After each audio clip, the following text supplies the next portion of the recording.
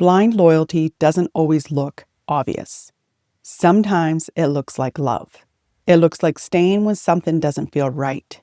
It looks like defending, excusing, or holding on long after something has begun to hurt you. And often we're so inside of it, we don't even realize it's there because it has been normalized, learned, passed down. Blind loyalty isn't about being a good person.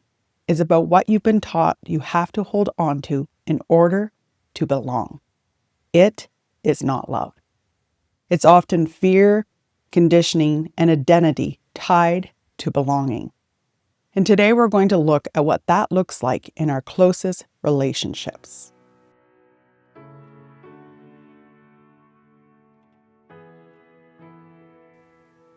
If you're new here, I'm Naomi Carr, and this is a space for the deeper conversations around conditioning, self-awareness, and moving from being inside the wound to standing on the other side. If you see yourself in these conversations and this feels like something you needed to hear, you're welcome to stay. Like, subscribe, and share your reflections with me. I truly believe one of the hardest relationships to navigate is family, especially the family we came from, where so much of who we are was shaped. And when I bring this into my own life, this is something I've had to walk through personally. I lived thousands of miles away from my family from the age of 18, and I built a life on my own terms and did life my way. There was distance created within those relationships, especially with my younger siblings. First, because they were young when I left home, and second, because I chose to step outside of the teachings of my youth and pave my own way. And a narrative within the family about me formed that created more distance and made connection more complicated. And so as the years went on, there became a kind of separation. And when my father passed, several of my family members moved closer to me, and I found myself placed back into the dynamics of my childhood. I tried to reconnect with what, in many ways, felt like strangers. I tried to belong. I tried to ignore what I knew. And I quieted parts of myself just to survive in relationships that never truly matched me, until I couldn't suppress it anymore. And I reached a point where I was standing at a fork in the road, where I had to choose myself or remain buried within patterns that were not aligned with me. And it felt like a matter of life or death. So I chose myself. I chose to make myself a priority and to deeply look at everything I had carried from my earlier years into my adult life.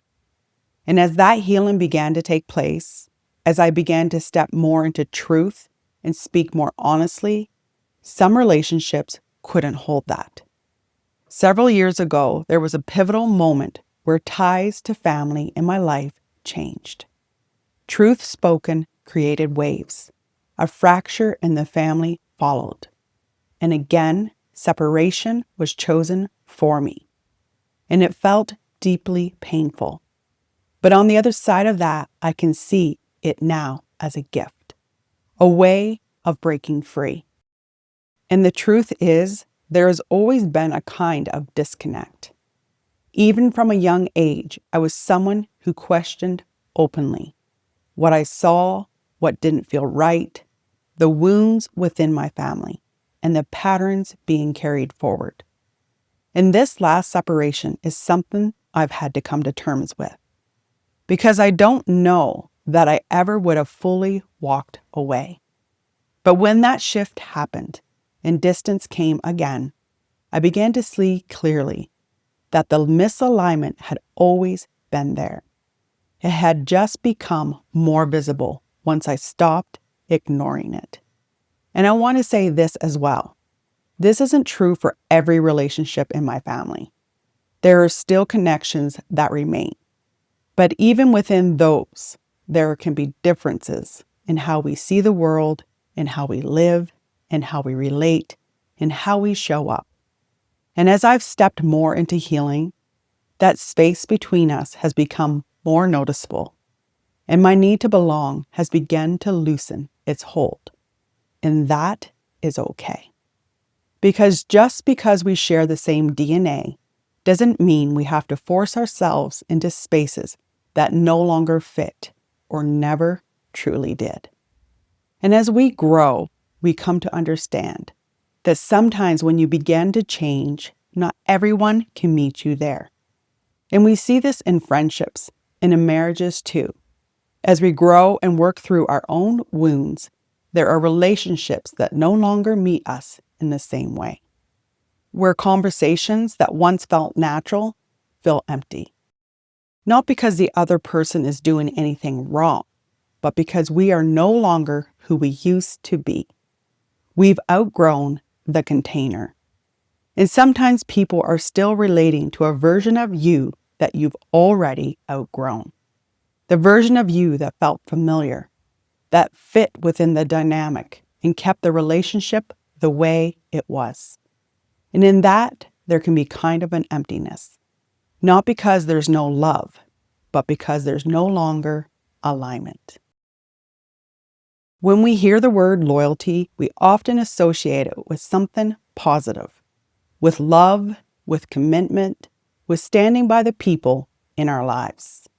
And in many ways, loyalty is a beautiful thing. But blind loyalty is something different.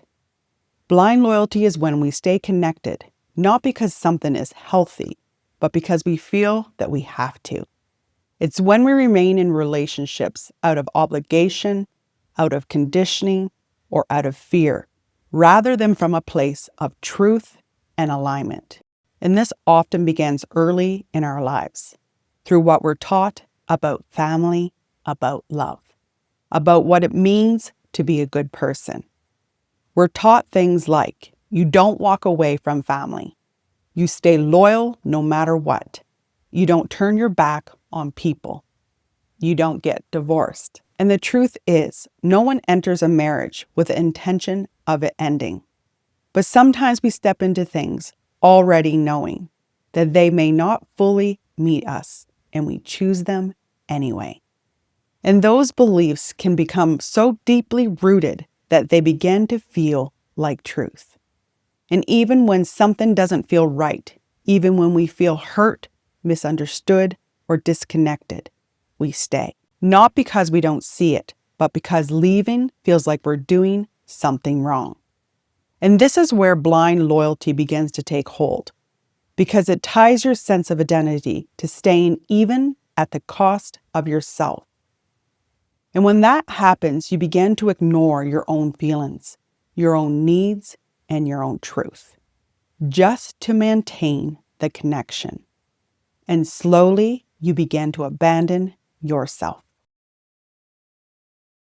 And this is where it begins to show up, in the decisions we make, in the things we tolerate every day.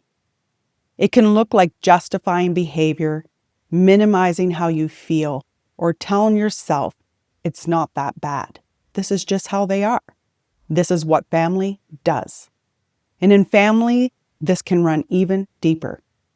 You stay holding on to the idea of what a family is supposed to be, even when you can see the cracks and the harm being done in the name of family. And trying to hold it all together becomes a role you take on. And this doesn't mean all families are like this. There are families built on safety, on support, on unconditional love. But often, that isn't the reality. Even the most ideal-looking families have their own challenges, their own struggles, their own lessons to move through. But in families where there is distance, where there is hurt, where there is a lack of understanding, or a willingness to change, often you stay connected out of obligation rather than truth. And this doesn't just show up in families.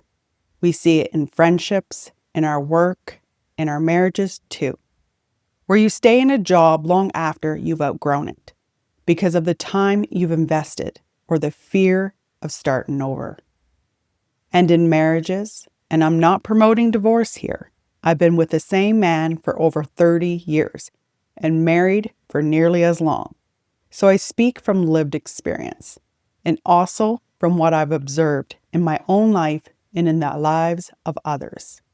Where you've built a life together, you've created a family, you've shared years, and there is a belief that you're meant to stay no matter what, that this is what commitment looks like. So even when there is misalignment, even when connection begins to fade, even when you feel that something has shifted, you stay. For the children, for the life you've built, for the fear of starting over, for the fear of what it means to leave. And sometimes one person is growing, evolving, changing, and the other is not meeting them in the same place. And over time, that creates distance in the way you relate, in the way you connect, and what is no longer shared between you. And you begin to feel it. Sometimes as disconnection, sometimes as silence, sometimes as that quiet sense that something isn't the same anymore. And this doesn't mean the relationship failed. Sometimes it means it has reached the end of what it was meant to be.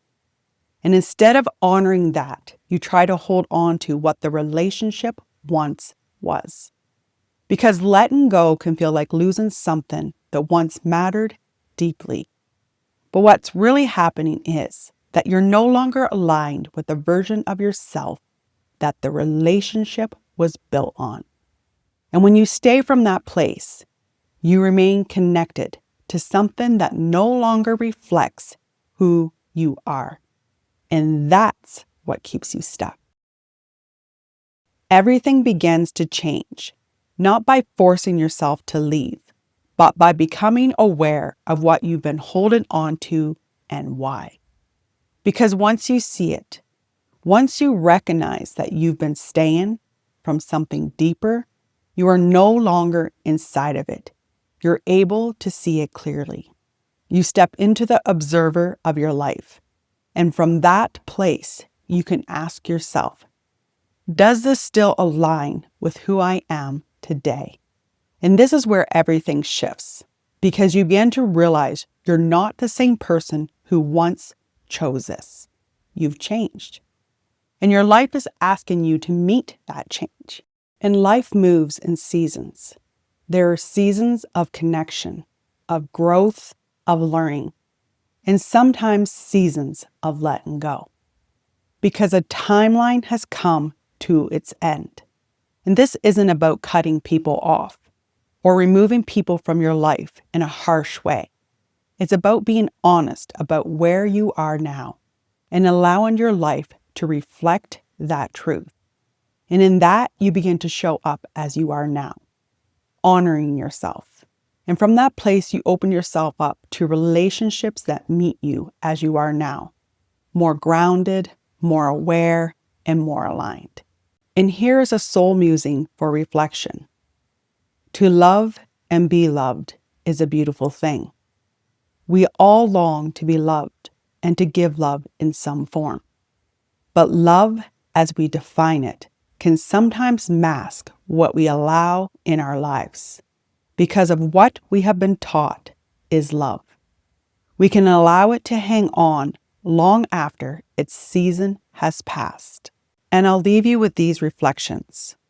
Where in my life am I staying out of obligation rather than truth?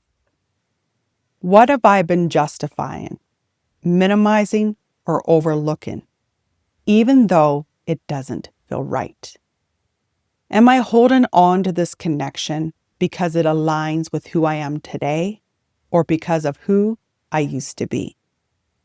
If this conversation resonates with you, you may be interested in this video. Everything changes when you stop reacting. Because I truly believe that when we begin to heal ourselves, we create more compassion, more understanding, and ultimately a better world for everyone. With much love, I'll see you in the next video.